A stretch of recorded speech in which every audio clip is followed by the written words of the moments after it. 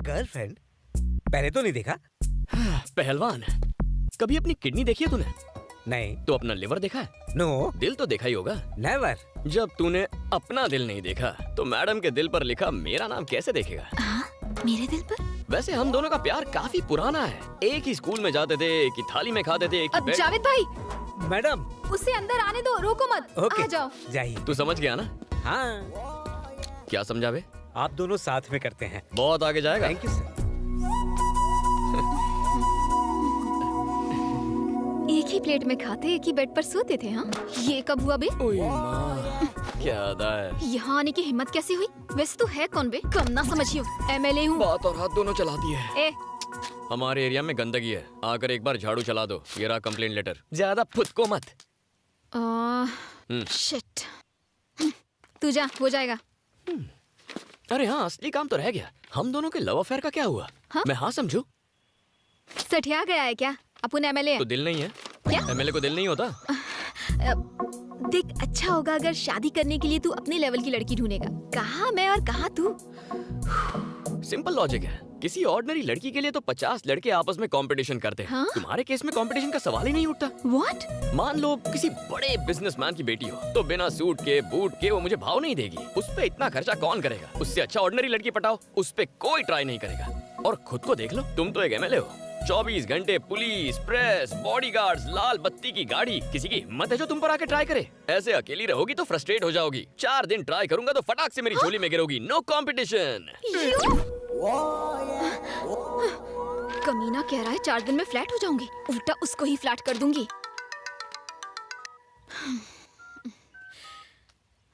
Hello. मेरा number phone और दिल पर सेव कर लो। तुम पक्का कॉल करोगी। अगर नहीं भी करोगी तो मेरे पास तुम्हारा नंबर है, मैं कॉल कर लूंगा। अगर शर्म आए तो मैसेज कर दो, मैं समझ जाऊंगा। Shut up.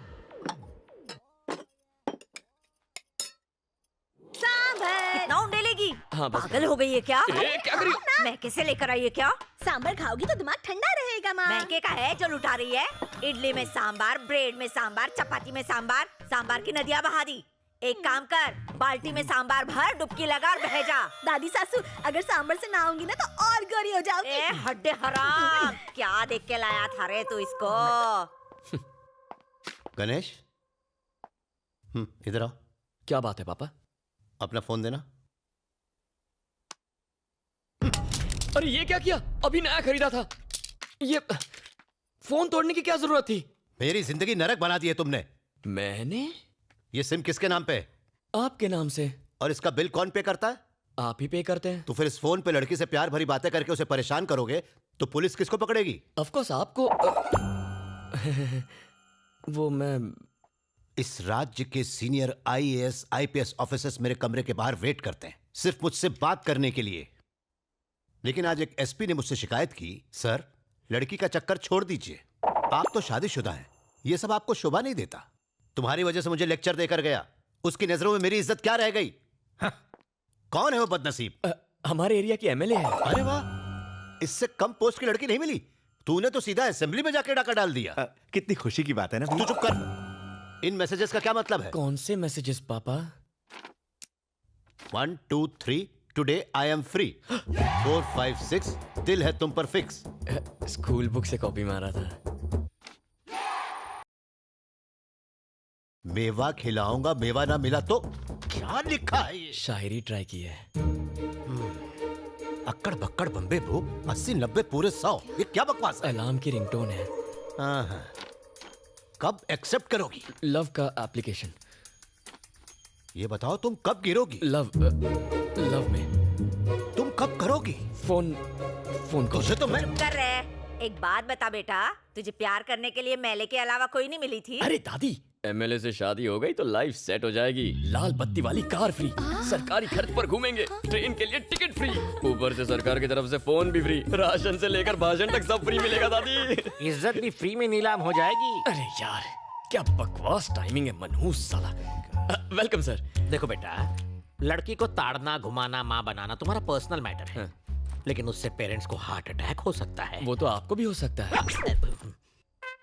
कहते हैं ना, यत्र नारी पूज्यन्ते समथिंग समथिंग देवता। इसका अर्थ जानते हो बांगड़ू? हाँ, लड़की को पूजोगे तो राखी बांधेगी, पटाओगे तो शादी कर लेगी, यही है ना अंकल? बाप रे कमाल है सर, इसके लाइफ के कॉन्सेप्ट्स बहुत क्लियर हैं। एक दिन इसको क्लियर कर दूंगा। अंकल से कुछ संस्कार सीखो। सॉरी सर, मैं उतना भी महान नहीं हूँ। मैंने ऊटी में खूंटी गाड़ दी, अब अपनी वाइफ को लेने आया हूँ। बस कर, कितना डालेगी? पद्मा, मेरे स्वामी आ गए, मुझे कुछ नहीं खाना। अरे क्या हो गया, ऐसे सच धज रही है मानो कोई लड़का देखने आने वाला हो। भाई टकलू आया है ना। ऐसा मत बोल, मेरे लिए तो वो आज भी हीरो है। काय का हीरो हीरो चपड़गंजू तो लगता है। अभी तो उसके साथ घर जाएगी, खाना बनाएगी उसके लिए, वो खाना खा के खर्राटे मार के सो जाएगा। अब बुढ़ऊ से उम्मीद भी क्या करेगी, जवानी बर्बाद करी काय को। ए भैंस, मेरी बुराई कर करके और कितनी मोटी होगी।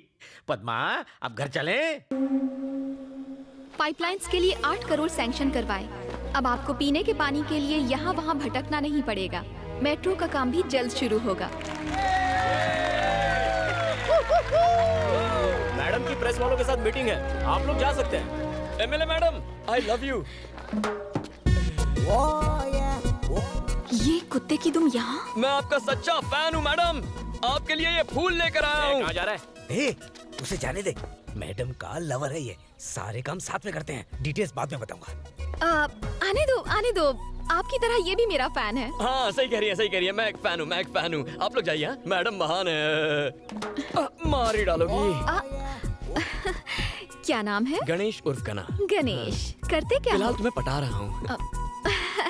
तुम्हें नहीं लगता कुछ ज्यादा ही फ्रैंक मैं हो? तो बचपन में इससे भी ज्यादा फ्रैंक था। क्या कहा? तुम बचपन में क्यों नहीं मिली मुझे? कुत्ते की तरह मेरे पीछे क्यों घूम रहे हो? क्यों? तुम वोट मांगने हमारे आगे पीछे नहीं घूमती? अपने अपने इंटरेस्ट की बात है, डिमांड एंड सप्लाई। ओह, तेरे एक वोट से जीती हूँ क्या बेसाले? एक एक वोट से घड़ा भरता है। भूल गई तुमने हमारी कॉलोनी में आके हमसे प्रॉमिस किया था। मैं कब आई वहाँ पर? आई थी पिछले इलेक्शन में। शास्त्री कॉलोनी आई थी या नहीं? आई थी। एक ओपन जीप में आई थी ना? हाँ तो क्या? तुमने कहा प्यारे नागरिकों, कहा था ना? कहा होगा। फ्लाइंग किस दी थी ना? कहा था तुम सब मेरे हो, कहा था ना? हाँ तो उसी दिन से मैं तुम्हारा हो गया। अबे, वो मैंने तेरे को पर्सनल कहा था क्या?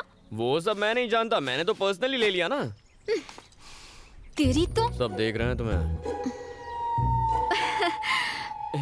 बाद में देखती हूँ तुझे, साला लुच्चा लफंगा कहीं का। अरे MLA madam, I love you. चप्पल से मारूंगी तुझे। आपका सबसे बड़ा फैन हूँ, मार डालो।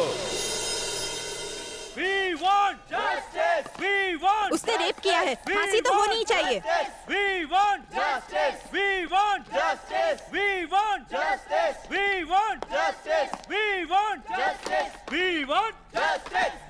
मेरा आज का काम खत्म हो गया, आप चले? चाचू, मुझे एक केस करना है। किस पर केस करेगा? उस एमएलए पर। एमएलए पर करेगा? हाँ, मेरा कॉल अटेंड क्यों नहीं करती? अबे ये भी कोई बात हुई? अरे साइकिल की चोरी पर केस हो सकता है, उसने तो मेरा दिल चुरा लिया है। केस तो बनता ही है। कोई कदम लागू नहीं होती। मार देगा क्या इसे? चल उठ जा, निकल तू। ये मामला क्या है? एमएलए यहाँ क्या कर रही है? आज 28 जनवरी को महिमा रेप एंड मर्डर केस की फाइनल हियरिंग होने जा रही है। जनता महिमा को सपोर्ट करने के लिए अदालत के बाहर प्रोटेस्ट कर रही है। अब देखने वाली बात ये है कि अदालत वीरेंद्र को सजा देती है या फिर उसे इस केस से बाइज्जत बरी करती है, क्योंकि वीरेंद्र बिजनेसमैन प्रसाद कुमार के बेटे हैं।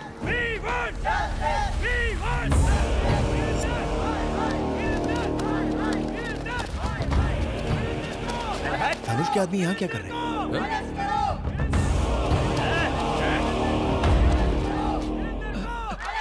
मैडम, हमारे वकील साहब अभी तक नहीं आए। साइलेंस। मूर्ति जी, अब तक लॉयर क्यों नहीं आया? मैंने सुबह से उनको कई फोन किए, लेकिन वो मेरा फोन उठा ही नहीं रहे। उनके घर पे भी ताला लगा है। रिश्तेदारों को भी उनके बारे में कुछ पता नहीं है। समझ में नहीं आ रहा मैडम वो कहाँ चले गए। चाचू, एमएलए तो काफी टेंशन में लग रही है। चलो।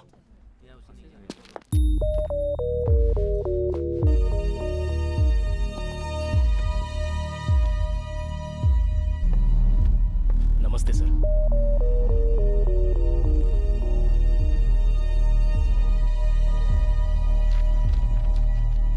हियरिंग का टाइम हो गया है। आपका वकील अब तक क्यों नहीं आया है? पता नहीं साहब। तो आपकी तरफ से एविडेंस कौन पेश करेगा? सारे एविडेंस लॉयर के पास है साहब। कोई वकील नहीं और कोई एविडेंस भी नहीं। इस तरह आप कोर्ट का कीमती वक्त बर्बाद कर रहे हो और कुछ नहीं। इसलिए मैं इस केस को डिसमिस। Excuse me sir.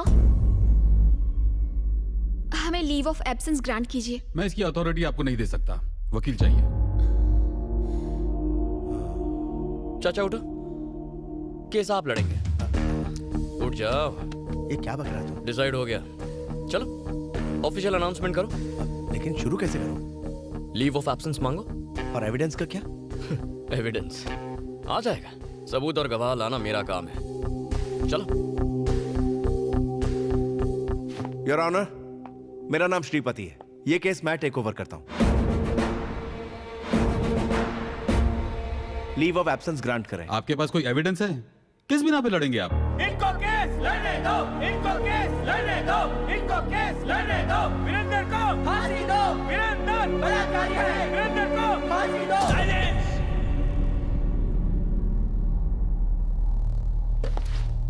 खामोश। Objection your honour. किसी भी केस में क्या चाहिए? सबूत और गवाह चाहिए। न्याय मिलेगा, मगर कब? जब गुनाह साबित हो। लेकिन अखबार में हेडलाइन छपने से या किसी न्यूज चैनल के कहने से या लोगों के आवाज उठाने से या किसी एक एमएलए के सपोर्ट से केस का फैसला नहीं होता। जज साहब, जज साहब, रात को अगर रेप हो तो अगली सुबह लड़की 6 महीने की प्रेग्नेंट नहीं होगी, ये आप भी जानते हैं।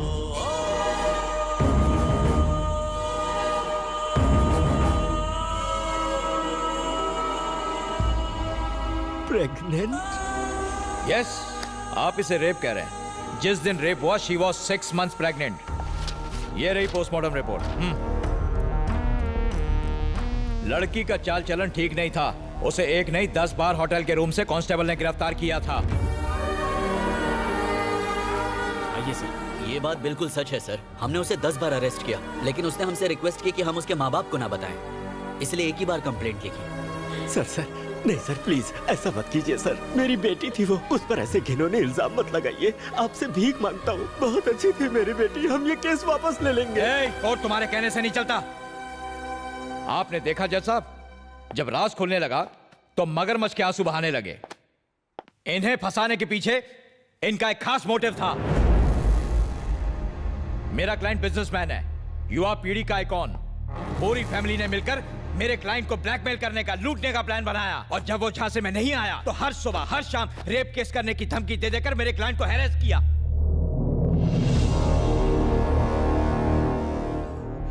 इनकी बेटी धंधा करती थी, वीरेंद्र को ब्लैकमेल करके उससे मोटी रकम ऐंठना चाहती थी। सारे एविडेंस भी यही कहते हैं। और ये ना सिर्फ मेरा दावा है, this is the only truth.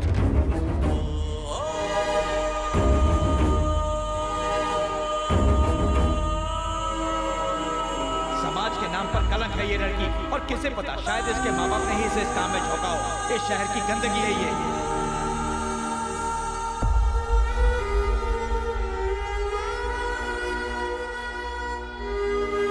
ऐसे लोगों को इस समाज में रहने का कोई हक नहीं है जज साहब।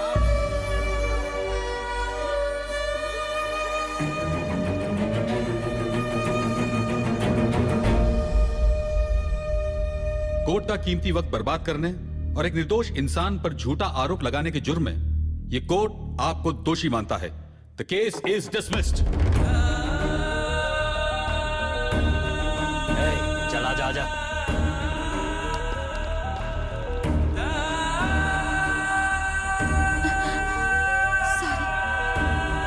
सुखी रहो बेटी।